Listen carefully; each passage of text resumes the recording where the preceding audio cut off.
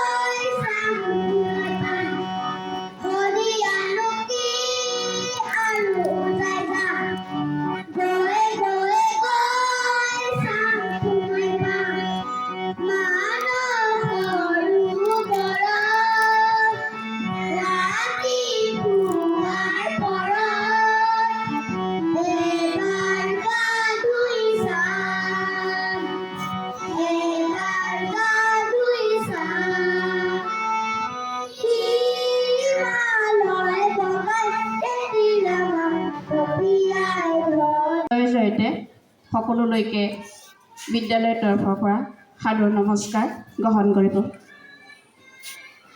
আজি এটা বিশেষ প্ৰগ্ৰেম আমাক চৰকাৰৰ ফালৰ পৰা নিৰ্দেশনা দিয়া হৈছে, গতিকে আমি এই প্ৰগ্ৰেমৰ কাৰণে আমাৰ ইয়াত দায়িত্বৰ বাইদেউ দুইগৰাকী উপস্থিত। পাত আনিলোঁ, পাতটো আনিলে কি কৰিবি, ধুনীয়া ধুনীয়া ফুল সজাচোন, সিহঁতক সজাবলৈ দিব লাগে। সিহঁতে ব্যস্ত হৈ থাকিলে, মোবাইলৰ পৰা আঁতৰি থাকিলে, লগতে তেওঁলোকৰ কি হয় সৃষ্টিশীলতাৰ আৰু সৌন্দৰ্যবোধৰ বিকাশ হ'ল।